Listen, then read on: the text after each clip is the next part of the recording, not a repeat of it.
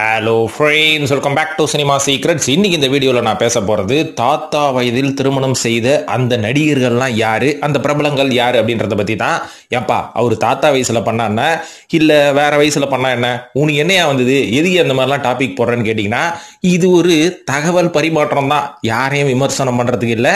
அதனால இந்த வீடியோ கடைசி வரைக்கும் பாருங்கள். இத்தனை வயசில் கூட கல்யாணம் பண்ணுறாங்களா, பரவாயில்லையே, நம்மளுக்கு ஆகலன்னா என்ன, நம்ம பொறுமையாக கூட பண்ணிக்கலாம் அப்படின்ற ஒரு மன தைரியம் உங்களுக்கு வரும். அதனால இந்த வீடியோ கடைசி வரைக்கும் பாருங்க, கண்டிப்பா இன்ட்ரெஸ்டிங்கா இருக்க போகுது. இப்போ இந்த லிஸ்ட்ல முதலாவதா நான் சொல்ல போற நடிகர் தான் நடிகர் பப்ளு பிருத்திவிராஜ் அவர்கள். இப்போ அவருக்கு 57 வயசு ஆகுது. இவரோட பயணத்தை பத்தி பார்ப்போம். அதாவது பப்ளு அவர்கள் பாத்தீங்கன்னா தமிழ் சினிமால ஒரு சைல்டு ஆர்டிஸ்டா இருந்து, மலையாள சினிமாலையும் சைல்டு ஆர்டிஸ்டா இருந்து, அதுக்கப்புறம் ஒரு ஹீரோவாகி, அதுக்கப்புறம் சீரியல் நடிகராகி, வில்லன் ஆகி ஒரு பெரிய பயணத்துல தான் இருந்தார் சினிமால. கிட்டத்தட்ட 33 வருஷம் சினிமா இண்டஸ்ட்ரியில அவர் இருக்காருங்க. அவ்வளவு எக்ஸ்பீரியன்ஸ்டான ஒரு நல்ல ஹேண்ட்ஸமான ஒரு நடிகர் அப்படின்னு நம்ம சொல்லலாம். இவர் 1994 வருஷம் பீனா அப்படின்றவங்களை கல்யாணம் பண்ணாரு. அவங்களுக்கு ஒரு மகன் இருக்காரு, அஹத் அப்படின்ற பேர்ல. இவங்களுக்கு 2022 வருஷம் டைவர்ஸ் ஆயிடுச்சு. எதனால அப்படின்றத பல யூடியூப் சேனல்ல இவரே சொல்லியிருக்காரு. இருந்தாலும் நம்மளும் சொல்லிடலாமே நம்ம பங்குக்கு. அதாவது பப்ளு பிருத்திவிராஜ் அவர்கள் ரொம்ப நல்ல தம்பதியாக தான் வாழ்ந்து கொண்டிருந்தார்கள். அவரோட மகன் ஒரு ஸ்பெஷல் சைல்டு அப்படின்றனால ஒரு காலகட்டத்துக்கு அப்புறம் அந்த குழந்தை பார்த்துக்கிறதுக்கான ஒரு ரெஸ்பான்சிபிலிட்டி அவரோட தாயாரான பீனா, அதாவது பப்ளு அவர்களின் மனைவி, முதல் மனைவிக்கு ஒரு ரெஸ்பான்சிபிலிட்டி இருந்தனால ஒரு காலகட்டத்துக்கு அப்புறம் பீனா மற்றும் பப்ளு அவர்கள் தனிமையில் இருக்கக்கூடிய ஒரு சூழ்நிலை விட்டது அப்படின்ற மாதிரி அவர் சொன்னாரு. அதனால கிட்டத்தட்ட 10 ஆண்டு காலம் பார்த்தீங்கன்னா இவங்க 2 பேரும் பிரிஞ்சுதான் இருந்திருக்கிறாங்களாம். அதுக்கப்புறம் 10 வருஷம் கழிச்சதுக்கு அப்புறம் தான் பப்ளு அவர்கள் டைவர்ஸ் கேட்டிருக்கிறாரு. பீனா அவர்களும் அதுக்கு அக்செப்ட் பண்ணி அவங்களும் டைவர்ஸ் கொடுத்துட்டாங்க அப்படின்ற மாதிரி சொல்லப்படுது. இந்த ஒரு தனிமை என்னை ரொம்பவே வாட்டி வதச்சிருச்சுங்க. தனிமையா இருக்கிறது படத்துல பாக்குறதுக்கு சொல்லி கேள்விப்பட்டா ரொம்ப நல்லா இருக்கும், ஆனா இருந்து பார்த்தா தான் அதோட கொடுமை தெரியும். அப்படின்றனாலதான் அவர் கடைசியா 2வது திருமணம் அப்படின்ற ஒரு முடிவு வந்தார் அப்படின்ற மாதிரி சொல்லப்படுது. அதனாலதான் ஷீத்தல் அப்படின்ற 23 வயசு பண்ண அவருக்கு 56 வயசு இருக்கும் போது அவர் கல்யாணம் பண்ணியிருக்கிறாரு. அது இந்த ஷீத்தல் யாருன்னு பாத்தீங்கன்னா, இவங்க பேசிக்கலி ஃப்ரம் தெலுங்கானா அப்படின்றாங்க. அங்க ஒரு பிசினஸ் மேனோட பொண்ணு. இங்க சென்னையில இவரோட சேர்ந்து ஜிம் ஒர்க் அவுட் பண்ணும் போது தான் இவரோட அறிமுகம் கிடைச்சி, அதுக்கப்புறம் ரொம்ப நாளா இவங்க ஃப்ரெண்ட்ஸா இருந்ததுக்கு அப்புறமா தான் இவங்க 2 பேரும் இப்போ சமீபத்தில் கல்யாணம் பண்ணியிருக்கிறாங்க. இது ஒரு நல்ல விஷயம் தான். இருந்தாலும் இந்த டாபிக்கு ஏற்ற மாதிரி தாத்தா வயதில் திருமணம் செய்த பப்ளு அவர்கள் அப்படின்றத நம்ம இந்த லிஸ்ட்ல சொல்லிடலாம். இப்போ இந்த லிஸ்ட்ல 2வதா சொல்ல போறவர் ஒரு இயக்குனர் அப்படின்னு நம்ம சொல்லணும். அவரின் பெயர் தான் வேலு பிரபாகரன் அவர்கள். இதுக்கு முன்னாடி ஏகப்பட்ட படங்கள் அவர் இயக்கியிருக்காரு. அது எல்லாமே ரொம்ப முற்போக்கு சிந்தனையாகவும் கம்யூனிசத்தை பேஸ் பண்ணி எடுக்கக்கூடிய ஒரு படங்களா தான் இருக்கும். உதாரணத்துக்கு இந்த சிவன் அப்படின்ற படம் சொல்லலாம். அதுக்கப்புறம் ஒரு சில வருடங்களுக்கு முன்னாடி இந்த ஒரு காதல் கதை அப்படின்ற மாதிரி ஒரு படம் எடுத்தாரு. அந்த படத்துல நிறைய இன்டிமசி காட்சிகள் இருந்தாலும் அவர் சொல்ல வந்த விஷயத்தை ஸ்ட்ரெயிட் ஃபார்வர்டாவே சொன்ன ஒரு பயங்கரமான இயக்குனருங்க வேலு பிரபாகரன். அவர் என்ன பண்ணாரு தெரியுங்களா, அவரோட 60வது வயசுல 35 வயசு இருக்கிற ஒரு பொண்ணு திருமணம் பண்ணியிருக்காரு. அவங்களின் பேர் தான் ஷெர்லி தாஸ். அவங்க யாருன்னு பாத்தீங்கன்னா, இந்த காதல் கதைன்னு ஒரு படம் சொன்ன பாத்தீங்களா, அந்த படத்துல அவங்க கதாநாயகியா நடிச்சிருந்தாங்க. இதனை தொடர்ந்து 2 பேரும் 15 வருஷம் காலம் ரொம்ப நல்ல நண்பர்களா இருந்திருக்கிறாங்க. அதுக்கப்புறம் பாத்தீங்கன்னா வேலு பிரபாகரன் அவர்கள் சமீபத்தில் ஒரு படத்தை இயக்குனாரு. என்னன்னா, இயக்குனரின் காதல் டைரி அப்படின்ற ஒரு படத்தை இயக்குனாரு. அந்த படத்தோட பிரீமியர் ஷோ போட்டிருப்பாங்க பாத்தீங்களா தியேட்டர்ல. அப்போ அந்த ரசிகர்களின் முன்னிலையில் இவங்க 2 பேரும் திருமணம் பண்ணிக்கிட்டாங்க, மோதிரம் மாத்தி அப்படின்ற மாதிரியும் ஏகப்பட்ட நியூஸ்லாம் வந்தது. அதனால நான் என்ன சொல்ல வரேன்னு பாத்தீங்கன்னா, காதலுக்கு கண் இல்ல, திருமணத்துக்கு சுத்தமா வயதே இல்லை அப்படின்றத வேலு பிரபாகரன் அவர்கள் 60 வயசுல கல்யாணம் பண்ணி நிரூபிச்சிருக்காருங்க. 3வதாக இந்த லிஸ்ட்ல நடிகர் பிரகாஷ்ராஜ் அவர்கள் கூட சேர்த்துக்கலாம். ஏன்னா ஒரு சில வருடங்களுக்கு முன்னாடி இவரோட 2வது திருமணம் அப்படின்னு பார்த்தோன்னே, ஐயோ பிரகாஷ்ராஜ் பாதி கிழவன் ஆயிட்டாரு, இது யாருப்பா இது, ஸ்கூல் படிக்கிற பொண்ணு மாதிரி அப்படின்ற ஒரு விமர்சனம்லாம் வந்தது இல்லைங்களா. அது வாஸ்தவம் தான், நான் எதுவும் சொல்லலை, வந்ததை நான் சொல்றேன். அதாவது அது என்ன மேட்டர்னு போவோம். அதாவது 1994 வருஷம் எதுக்கு இப்போ நீ அங்கே போற அப்படின்னு கேட்டீங்கன்னா, ஃபர்ஸ்ட் ஒய்ஃப்லேருந்து போவோம். 1994 வருஷம் லலிதா குமாரி அப்படின்ற ஒரு சக நடிகையை நம்ம பிரகாஷ்ராஜ் அவர்கள் திருமணம் பண்ணாரு. அதுக்கப்புறம் அவங்களுக்கு 2 பொண்ணுங்க, ஒரு பையன். பொண்ணோட பேர் மேகா மற்றும் பூஜா, பையனோட பேர் சித்து அப்படின்றாங்க. எல்லாமே நல்லா போயிட்டு இருந்தது. சித்து அவர்கள் எதிர்பாராத விதமா ஒரு விபத்துல இறந்ததுக்கு அப்புறம் 2004 வருஷம் இறந்துட்டாரு. அதுக்கப்புறம் பிரகாஷ்ராஜ் அவர்கள் ரொம்பவே ஒரு மன உளைச்சல்ல இருந்ததா சொல்லப்படுதுங்க. இதன் காரணமாகத்தான் இந்த மாதிரியான ஒரு பிரச்சனை வந்ததுக்கு அப்புறம் அவரோட திருமண வாழ்க்கையிலிருந்து அவர் ஒரு இடைவெளி எடுத்துக்கணும் அப்படின்ற காரணத்தினால 2009 வருஷம் அவர் டைவர்ஸ் பண்ணிட்டாரு. அதுக்கப்புறம் பாத்தீங்கன்னா 2010 வருஷமே அவரோட 45வது வயசுல போனி வர்மா அப்படின்ற ஒரு டான்ஸ் கோரியோகிராஃபரை இவர் காதலித்து திருமணம் பண்ணிக்கிட்டாரு. அவங்களுக்கு வேதாந்த் அப்படின்ற ஒரு பையன் இருந்தாரு. அவரு 2015 வருஷம் பிறந்திருக்காரு.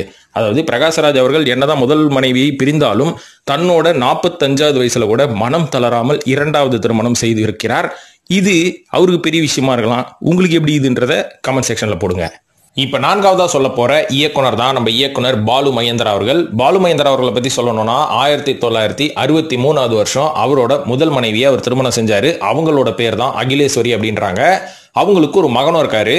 இவங்களை கல்யாணம் பண்ணி இவங்களோட குடும்பம் நடத்தும் போதே நடிகை சோபா அவர்களோட இவரு ரிலேஷன்ஷிப்ல இருந்ததா சொல்லப்படுது. அதுவும் எப்பத்துல இருந்து பாத்தீங்கன்னா 1978 இருந்து 80 வரைக்கும் இருந்திருக்கிறாரு.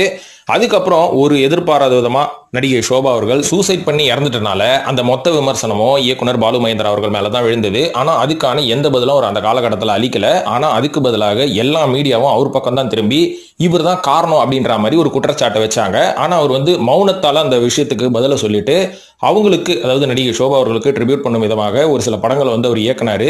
ஏன்னா அந்த படத்தின் மூலமாக அவர் சொல்லாத ஒரு விஷயத்த சொன்னாரு. என்னன்னா, நான் இன்னும் காதலித்து கொண்டுதான் இருக்கிறேன், எங்களுக்குள்ள ஒரு கருத்து வேறுபாடு ஏற்பட்டனால இந்த நடிகை சோபா அவர்கள் என் மனைவி, இவங்க இந்த மாதிரி ஒரு முடிவு எடுத்துட்டாங்க அப்படின்ற மாதிரி ஒரு விமர்சனத்தை தாண்டி அதன் பிறகு ஏகப்பட்ட நல்ல நல்ல திரைப்படங்களை அவர் இயக்க ஆரம்பிச்சாரு. அதன் பிறகு 1998 வருஷம் அவரோட இயக்கத்துல நடித்த நடிகை தான் மௌனிகா அப்படின்றவங்க. அவங்கள காதலித்து திருமணம் பண்ணி கொண்டார். அவர் பண்ணும்போது அவரோட வயசு எவ்வளவு தெரியுங்களா? கிட்டத்தட்ட 59 வயசுல மௌனிகா அவர்களை அவர் திருமணம் பண்ணாரு. ஆனா பப்ளிக்கா இது எப்போ டிக்ளேர் பண்ணாருன்னு பாத்தீங்கன்னா 2004 வருஷம் தான் பப்ளிக்கா நானும் மௌனிகாவும் திருமணம் செய்து கொண்டோம் அப்படின்ற ஒரு விஷயத்தை அவர் வெளிப்படையா சொன்னாரு. இருந்தாலும் அவர் மூணாவதா கல்யாணம் பண்ணும்போது அவருக்கு வயசு 59 அப்படின்றனால இந்த லிஸ்ட்ல கொண்டு வந்தாச்சு. இப்ப ஐந்தாவதாக நடிகர் ஜெமினி கணேசன் அவர்களை பத்தி சொல்லலாம். இவர் அவரோட வாழ்க்கையில ரொம்பவே ஒரு நல்ல நடிகராக இருந்திருக்கிறாரு. ஒரு நல்ல ஒரு சூப்பரான ஒரு தந்தையா இருந்திருக்காரு.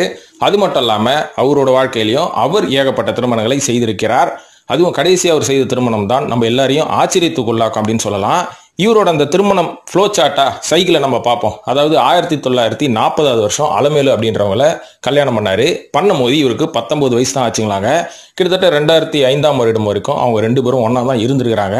இவங்களுக்கு 3 பசங்க இருந்திருக்கிறாங்க. அவங்க யாருன்னு பாத்தீங்கன்னா ரேவதி, கமலா மற்றும் ஜெயலட்சுமி. இதனைத் தொடர்ந்து ஜெமினி கணேசன் அவர்கள் புஷ்பவல்லி அப்படின்றவங்கள திருமணம் பண்ணாரு 1946 வருஷம். அவங்களுக்கு 2 பொண்ணு இருக்காங்க. ஒருத்தங்க ரேகா மற்றும் ராதா. ரேகா இப்ப பாலிவுட்ல நடிச்சிட்டு இருக்காங்க இல்லைங்களா. இதுக்கப்புறமா தான் 1952 வருஷம் நடிகை சாவித்திரி அவர்களை ஒரு திருமணம் பண்ணாரு.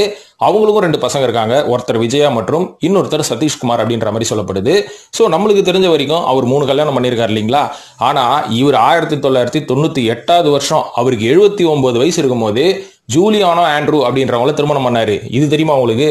என்ன பாஸ் சொல்றீங்க அப்படின்னு கேட்டீங்கன்னா, ஆமாங்க, ஜூலியானா ஆண்ட்ரூ ஜெமினி கணேசன் அவர்களின் தீவிர ரசிகை.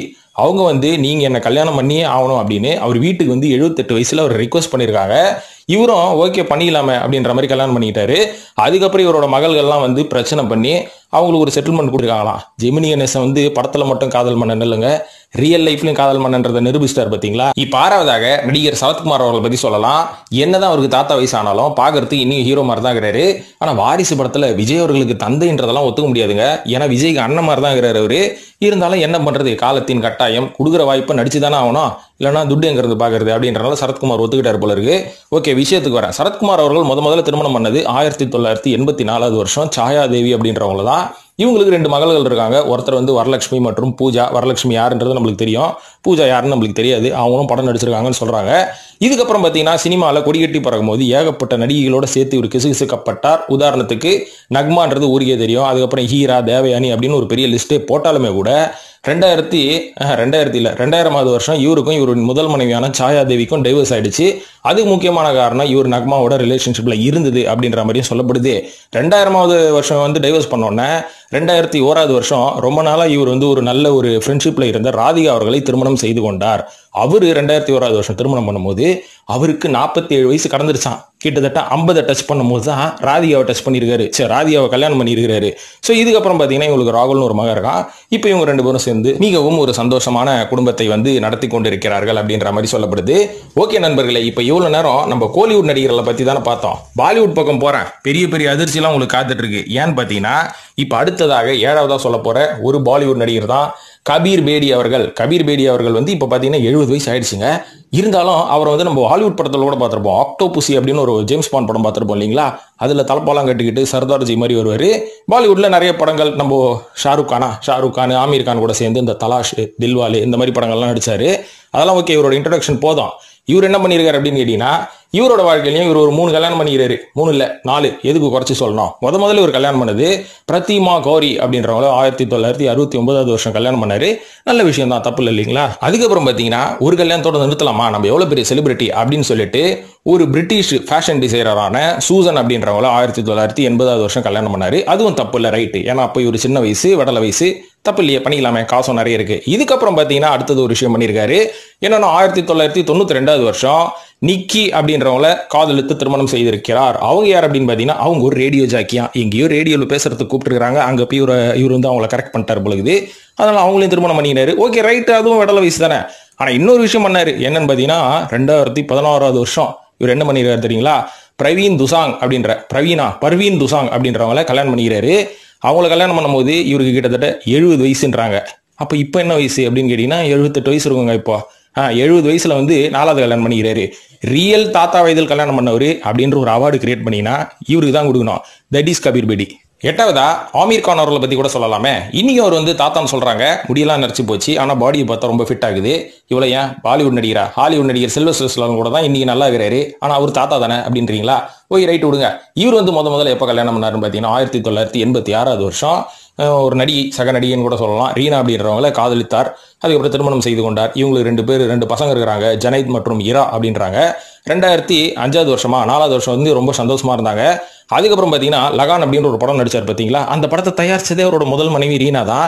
இதை மறந்து விட்டு அந்த படத்திலேயே வந்து இவர் கூட ஒர்க் பண்ண அசிஸ்டன்ட் டைரக்டர் கிரண் ராவை வந்து இவர் காதலித்து 2005 வருஷம் திருமணம் பண்ணி கொண்டார். விதி எப்படியெல்லாம் விளையாடுது பாத்தீங்களா. நம்மளே காசு கொடுத்து இந்த விஷயத்தை வளர விட்டுமே அப்படின்னு நினைச்சிருப்பாங்க ரீனா.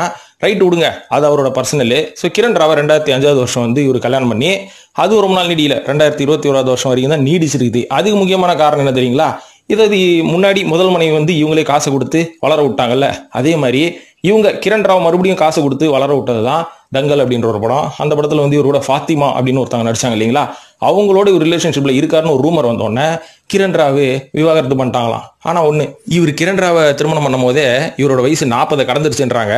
இப்ப ஃபாத்திமான்னு வேற சொல்றாங்க. இப்ப என்ன வயசு இருக்கும் நம்ம ஆமீர் கானுக்கு தெரியல பாஸ், விடுங்க, விக்கிபீடியால பார்த்துப்போம். ஓகே, இப்ப அடுத்ததா 9வதா சொல்ல போறது நம்ம இன்னொரு சூப்பரான நடிகர் சஞ்சய் தத் அவர்கள். சஞ்சய் தத் அவர்கள் வந்து முதல்ல திருமணம் பண்ணது யாரு, இவரோட வாழ்க்கையில இவர் ஒரு 3 திருமணம் பண்ணியிருக்காரு. அதுக்கு பின்னாடி ஒரு கஷ்டங்கள்லாம் இருக்குது. முதல்ல இவர் திருமணம் பண்ணது ரிச்சா சர்மா அப்படின்றவங்கள 1987 வருஷம். ஆனா 1996 வருஷமே பிரெயின் டியூமர் காரணமாக ரிச்சா சர்மா வந்து இறந்துட்டாங்க அப்படின்ற மாதிரி சொல்லப்படுது. அதுக்கப்புறம் 1998 வருஷமே ரியா பிள்ளை அப்படின்ற ஒரு ஏர் ஹோஸ்டஸை இவர் காதலித்து திருமணம் செய்து கொண்டார்.